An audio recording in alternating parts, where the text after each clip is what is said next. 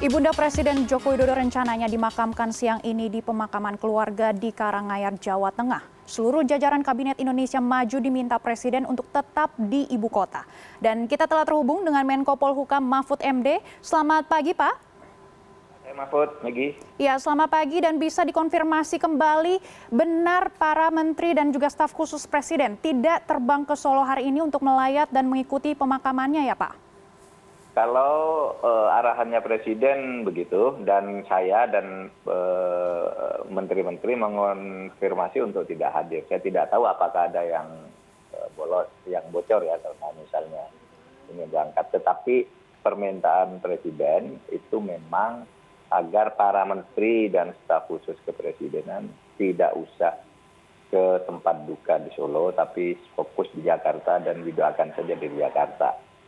Saya sih kemarin begitu mendengar ibu wafat, saya mengkoordinir untuk bawa pesawat TNI atau pesawat Polri gitu ya untuk ke sana menghadiri pemakaman, memberi penghormatan terakhir. Tapi begitu saya mulai koordinasi, tiba-tiba Mensesnek Pak Pratikno itu mengirim pesan agar para menteri tidak usah bergerak, harus tetap di Jakarta. Itu lalu disusul oleh Pak Pramono Anung juga arahan Presiden supaya para menteri tetap fokus di Jakarta melaksanakan tugas-tugas menghadapi situasi yang seperti sekarang ini.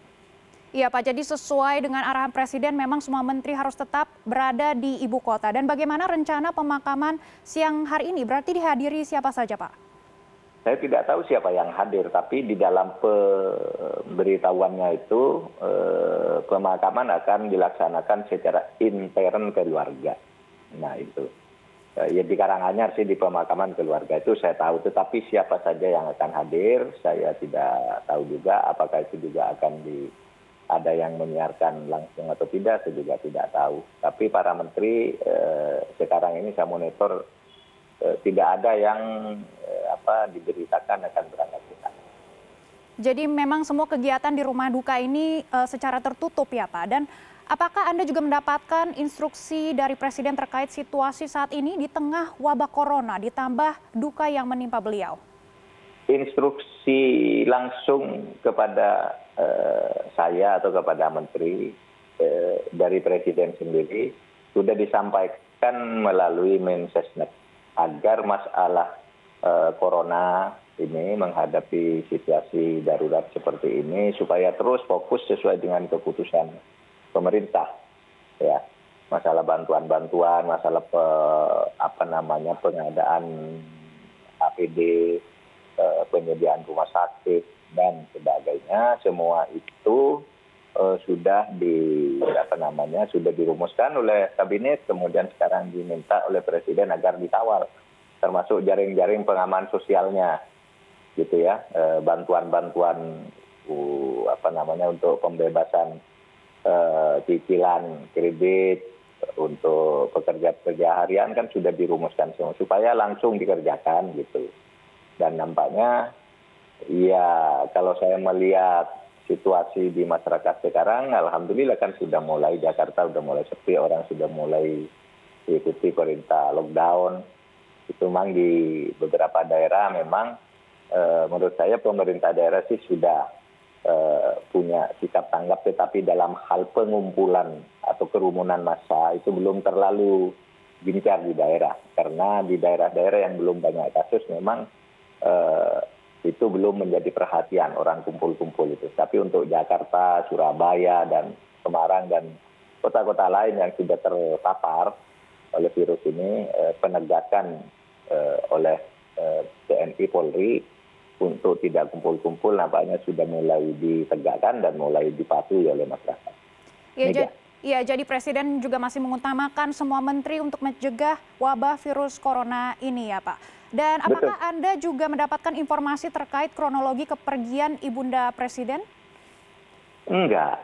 Jadi tiba-tiba saja tuh kemarin jam 16.50 kira-kira ada pesan dari Pak Pratikno bahwa Ibu Presiden, Ibunda Bapak Presiden meninggal. Lalu informasi saya sudah tahu ada informasi dari Pak Pratikno bahwa memang beliau mengidap penyakit kanker sudah 4 tahun gitu. Sudah memang dalam perawatan, meskipun perawatan jalan tapi itu sudah mulai di ini. Nah, jadi memang informasi yang kronologis tentang kapan masuk rumah sakit dan bagaimananya itu tidak ada. Cuma kita tahu bahwa beliau memang sudah lama dalam perawatan. Sebelum ribut-ribut soal corona kan kita sudah tahu kalau beliau punya masalah itu, tapi tertangani, terawat gitulah oleh perawatan medis yang dilakukan di RSPAD dan sebagainya itu. Ya, terima kasih Pak Mahfud MD sudah bergabung bersama kami di CNN Indonesia. Tolong masyarakat ikut mendoakan bagi yang muslim supaya sholat gaib dari rumah untuk kepergian beliau ya. Terima kasih Megi.